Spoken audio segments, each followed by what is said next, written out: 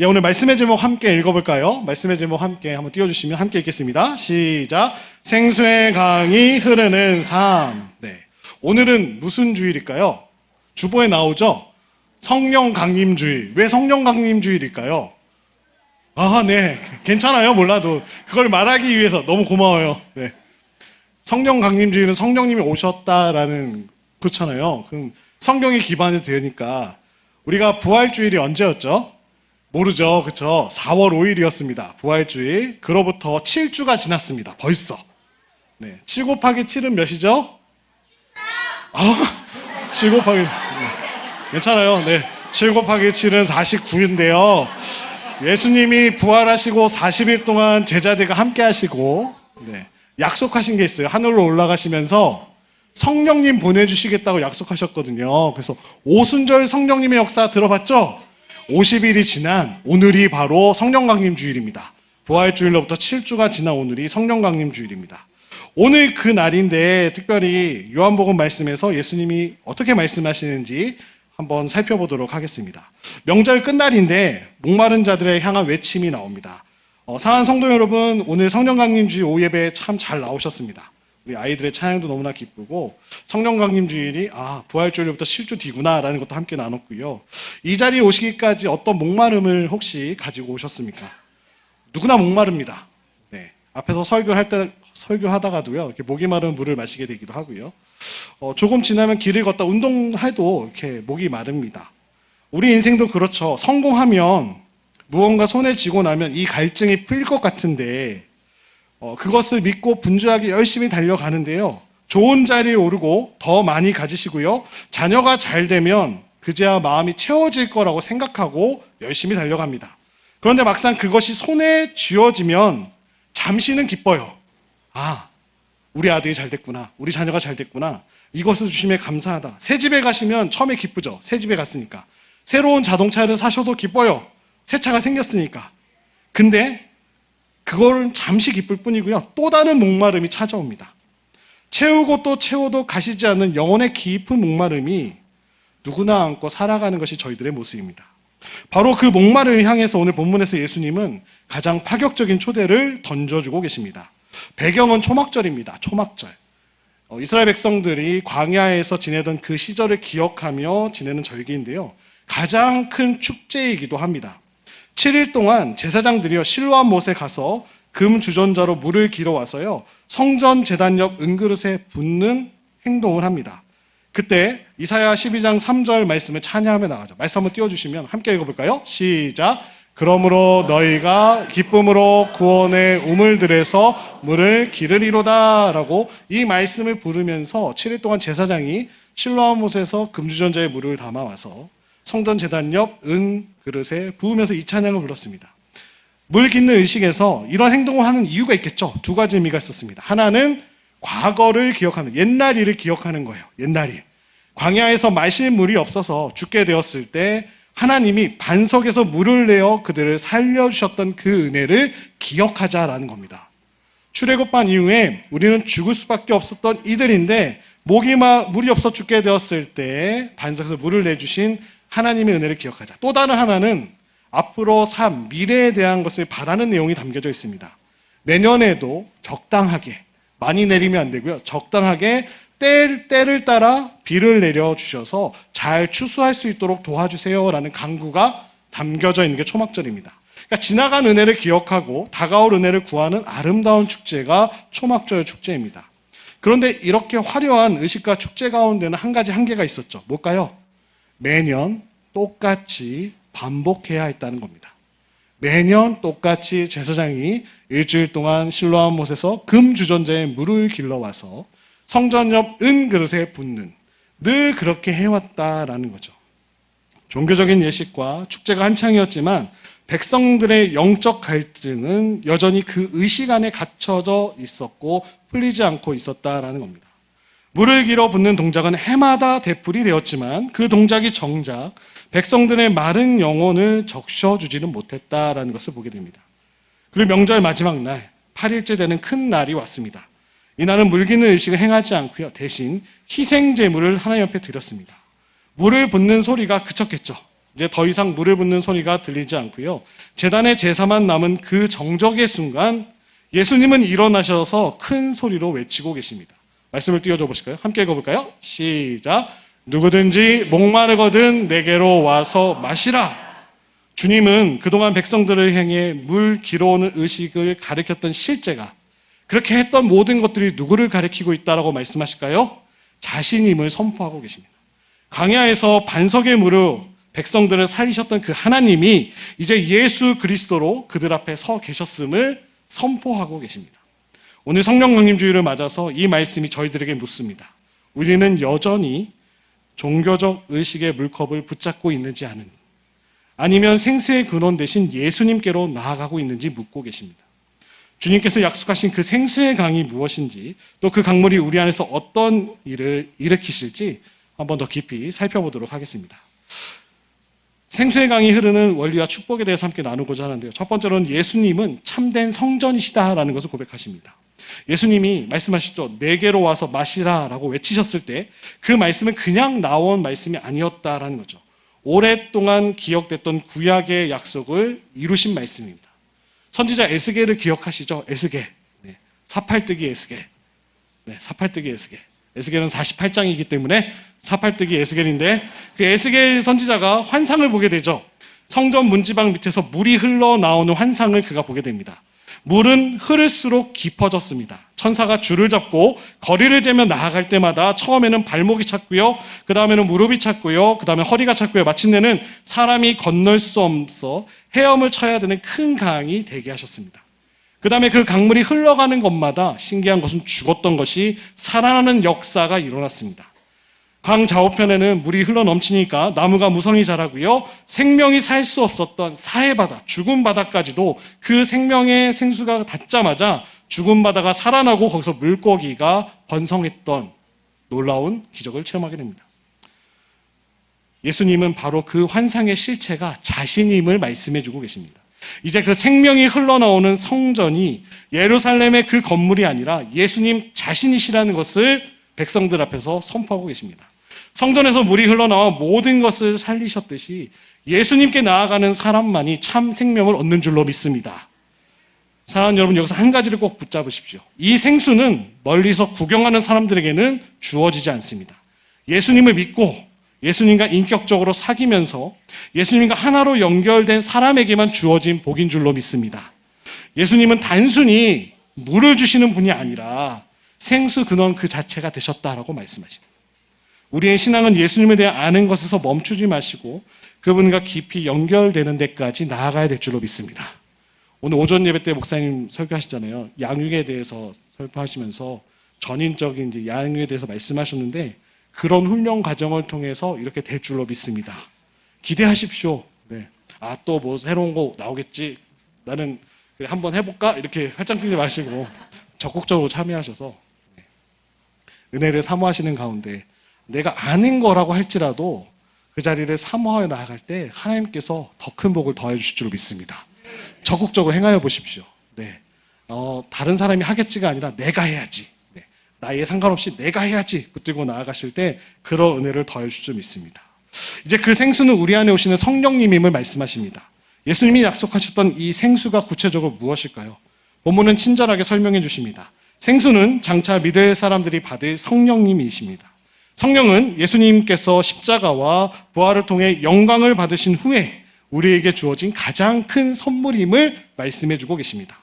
오늘 본문에서 놓치지 말아야 될 표현이 있는데, 예수님은 이 생수가 어디서 흘러나온다고 말씀하실까요? 그 배에서 흘러나온다라고 얘기하십니다. 배라는 곳이 어딜까요? 네. 저는 배가 큰데 다 배들 있으시죠? 배는 우리 존재의 가장 깊은 곳이죠. 내면의 중심을 뜻해 주십니다. 다시 말해 성령님은 바깥 어딘가에 머무시는 분이 아니라 우리 존재의 중심에 들어와 계셔서 끊임없이 영적인 생기를 공급해 주시는 분이 성령님이시다라고 주님이 말씀하고 계십니다. 성령 충만하면 단순히 양을 많아진다는 게 아닙니다. 네, 양이 많아진다는 것이 아니라 성령님께서 이전보다 더 직접적으로 적극적으로 우리 삶에 일하신다라는 뜻입니다. 양의 문제가 아니라 질의 문제죠.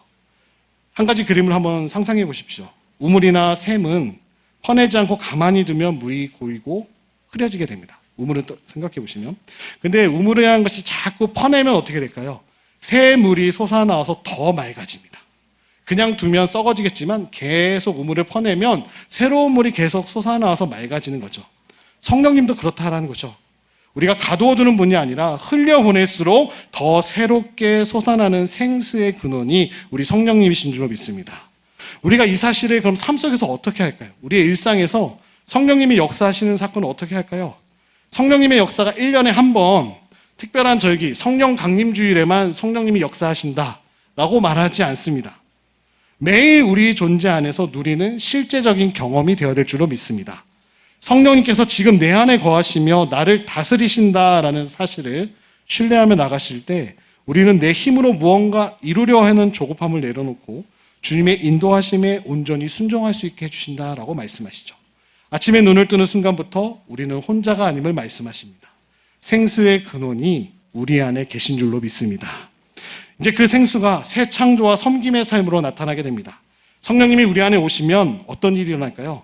에스겔의 환상처럼 성전물이 죽은 사해를 살린 것처럼 성령님께서 사망의 음침한 골짜기에 살던 우리의 인생도 새 창조의 역사로 풍성하게 바꾸어 가신다라고 약속하십니다. 메마르고 소망 없던 영역이 다시금 생명을 돌게 하신다라고 약속하십니다. 굳어져 버렸던 우리의 마음이 부드러워지고요. 끊어졌던 관계가 회복되어지고요. 식었던 사랑이 다시금 따뜻해지는 역사가 성령님께서 임하실 때 일어나는 역사입니다. 근데 그 생수가 우리 안에만 머물게 해서는 안 된다라고 말씀하시죠.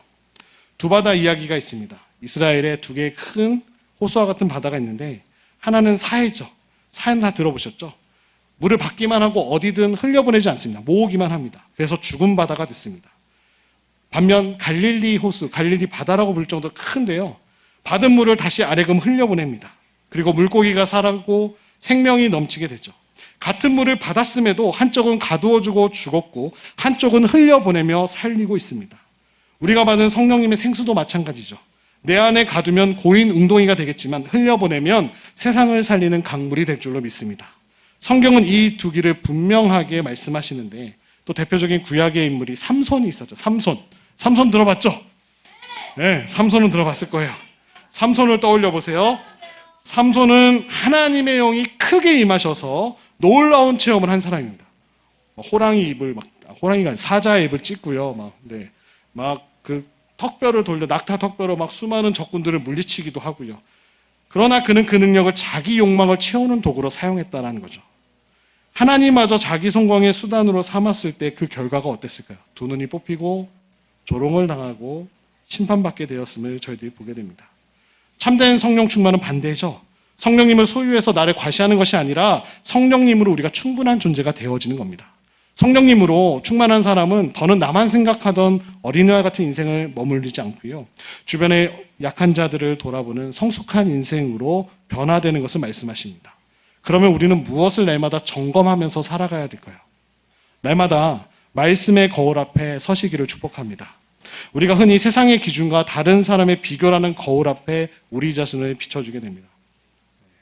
지금 전 세계적으로 놀라운 일이 하나 일어나고 있는데 노동자들이 이렇게 성과금을 많이 받는다는 대한민국밖에 없다. 하이닉스 이야기입니다. 하이닉스 이야기가 번역이 되면서 중국, 심지어 유럽의 국가들에 있는 노동자들도 아니 기술진도 아닌데 이렇게 성과금을 많이 받아? 공을 하나 잘못 더 추가한 거 아니야? 네, 동의하고 있다라는 뉴스가 있더라고요. 최근에 주식이 막 올라가면서 생각지도 못하게 5천을 6천, 7천, 8천 네, 진짜 일어났던 일이죠. 그 모습을 바라봤을 때 주식이 한 주도 없었던 저도 상대적으로 와 저걸 샀으면 뭐뭐 했다면 네. 그래서 분석을 했다고 해요. 도대체 사람들이 돈을 많이 벌었을까? 한 5% 정도 되는 사람들 5% 미만 정도만 돈을 벌고 나머지는 다 비슷하대요. 한두 주 갖고는 인생 역전 될 수 없다. 네, 치킨 한 마리 정도 사 먹을 수 있는 돈은 벌었다. 네, 그렇게 농담으로 이렇게 이야기하는데 상대적이라는 거죠. 다른 사람과 비교하면 비교할수록 우린 자꾸 갈급해지기 때문에 그렇습니다. 그래서 우리는 무엇에 비춰야 되는 날마다 말씀의 거울 앞에 나를 비춰야 된다는 거죠. 거울은 우리를 교만하게 하거나 절망하게 할 겁니다. 네. 그런데 우리가 비춰야 될 참된 거울은 예수님의 얼굴과 주님의 말씀인 줄로 믿습니다. 우리가 그 거울 앞에 섰을 때 우리 내 안에 아직 남아있는 내 중심적인 욕망을 정직하게 발견되게 하시고요. 그것을 주님 앞에 내려놓는 회개로 우리 나아갈 수 있게 인도해 주실 줄로 믿습니다. 세례 요한의 고백을 한번 기억해 보십시오. 세례 요한이 이렇게 이야기하죠. 나는 더 작아져야 하고 그분은 더 커지셔야 합니다. 세례 요한 정도 됐으면 어깨에 힘도 들어갔을 것 같아요. 사람들이 자기를 막 따르고 한마디 하면 막 아멘 하고 막 죽겠다는 제자들도 생기기 시작하고요. 모두 와서 물어보고 뭐 갑자기 구름 위를 올라가는 것처럼 많은 기독교 사역자 중에 그렇게 돼서 이단에 빠지신 분들이 많습니다. 하나님 자리에 본인이 들어가서 망가지신 분들이 상당히 많습니다. 근데 세례 요한은 더 겸손히 나가죠. 스스로 말하면서 자기 영광을 구하는 사람은 결국 헛되지만 자신을 보내신 이의 영광을 구하는 사람은 참됨을 세례 요한은 보여줬습니다. 우리를 통해 내 이름이 드러나는 것이 아니라 하나님의 영광이 드러나기를 사모할 때 우리 안의 생수는 막힘없이 세상 가운데 흘러갈 줄로 믿습니다. 우리를 통해 치유와 평화, 사람의 그 사랑의 생명력이 흘러가는 것, 그것이 성령 충만의 모습인 줄로 믿습니다. 그래서 우리는 어떻게 해야 될까요? 성령의 강물에 몸을 던지십시오. 성령의 강물에 뛰어드십시오. 사랑하는 성도 여러분, 세 가지를 마음에 새기면서 오늘 가시면 좋겠습니다. 첫 번째, 성령님은 우리의 영수증이십니다. 네, 성령님이 우리의 영수증이십니다. 성령님께서 내 안에 거하신다는 것은 우리가 그리스도 안에서 새 생명을 얻었다라는 확실한 증거가 됩니다. 마치 우리가 이렇게 매장에 가서 물건을 산 다음에 값을 치르면 뭘 주나요? 영수증을 주죠. 영수증과 같다라는 거죠. 우리는 흔들리는 감정 위에 신앙을 세우지 말고, 우리 감정은 늘 흔들리잖아요. 성령님께서 내 안에 계시다라는 확실한 영수증에 나와 있는 것처럼 내 안에 성령님이 계시다라는 그 영수증을 붙들고 성령 위에 바로 서시는 모두가 되시기를 축복합니다. 두 번째, 세상의 갈증을 내려놓으십시오. 썩어 없어질 땅의 것만 목말라 하는 사람은 결코 성령님의 해가를 누릴 수 없습니다. 손에 다른 것을 가득 쥐고 있으면서 생명수를 받을 수 없음을 저희는 너무나 잘 알고 있죠. 헛된 것을 다 내려놓으십시오. 나의 욕망을 내려놓고 두 손을 비워서 주님의 값없이 주시는 이 생명수 생물을 마셔야 할 줄로 믿습니다. 마지막으로 오늘 결단하십시오. 지금 내 안에 생수의 강이 흐르고 있는지 점검해 보시는 저와 사랑하는 성도님들 되시기를 축복합니다. 어느새 고인 웅덩이가 되어가고 계시지 않습니까? 네. 새성전에 들어가서는 자리 맞지 마세요. 네. 여긴 내 자리야! 네. 땅 따먹자 하지 마시고, 네. 성경책 어느 교회 가면 항상 그 자리에는 누가 꼭 앉으셔야 된대요. 성경책도 갖다 놓으시고 무릎 담요도 갖다 놓으시고 심지어는 기도 제목도 다 이렇게 붙여놓으신 분도 봤습니다.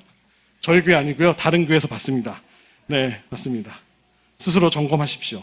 받은 은혜를 나만 누리려고 가두어 두지는 않고 있는지 생각해 보십시오. 주님이 걸어가신 그 섬김의 길을 따를 때 우리는 진정한 우리의 목마름이 해결되어지고 우리를 통해 세상을 살리는 역사가 시작될 줄로 믿습니다. 간절히 소망하는 것은 새성전 이후에 놀라운 성령의 역사가 임할 수도 있지만 임하지 않을 수도 있어요. 네, 부흥이 될 수도 있지만 부흥이 안 될 수도 있어요. 네, 그러네 중요한 사실은 하지만 우리를 통하여 세우신 이 새 성전이 죽어가는 사회를 살렸듯 생명의 강물을 흘려보내서 인천, 제물포구, 송현동에는 한 사람도 죽어가는 영혼이 없게 하실 줄로 믿습니다. 우리를 그런 통로로 사용해 주실 줄로 믿습니다. 그래서 초막절에 물기는 의식이 해마다 반복해야 됐던 그 한계를 넘어서서 예수님이 주시는 생수를 한 번으로 끝내지 않고 우리 안에 마르지 않는 강이 되어 영원히 흐른다라는 사실을 꼭 기억하시고 성령님의 역사는 1년에 한 번 특별한 절기에만 끝나는 것이 아니라 매일의 우리의 삶 속에서 주님과 동행하며 누리는 실제적인 경험이 되시기를 주님의 이름으로 축복합니다. 그래서 이 시간 성령의 강물에 우리 자신을 온전히 던져드리는 모두가 되시기를 축복합니다. 내 안에서 시작된 그 생수가 우리 가정과 우리 이웃과 우리가 살고 있는 이 세상 가운데 흘러가서 죽어가던 것을 살리는 새로운 창조의 역사가 일어나기를 주님의 이름으로 축원합니다.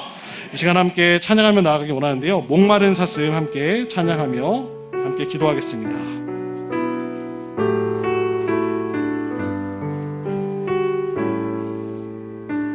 목마른 사슴 시냇물을 찾아 목마른 사슴 시냇물을 찾아 헤매이듯이 내 영혼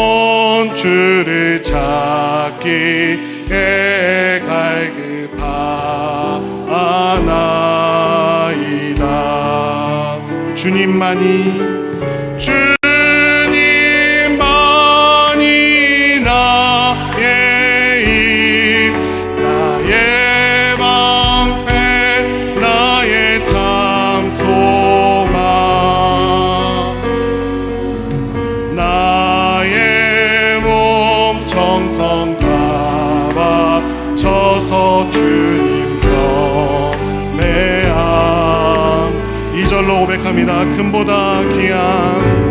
금보다 귀한 나의 주님 내게 만족 주신 주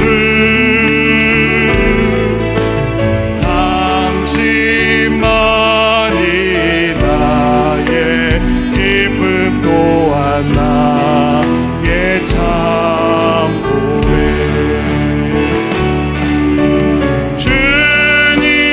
주님만이 나의 힘 나의 방패 나의 참 소망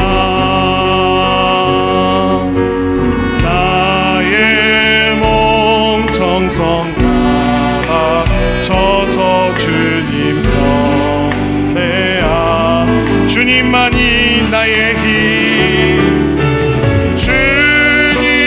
주님만이 나의 힘 나의 방패 나의 참 소망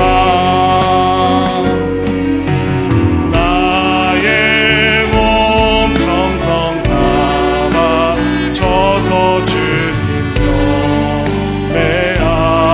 경배합니다. 이 시간 함께 마음을 합하여 기도하실 때 영적인 목마름이 있으십니까? 영원한 생명의 근원 되시는 예수님께 나아가시기 소망합니다. 성령님이 우리 안에 내주하고 계십니다.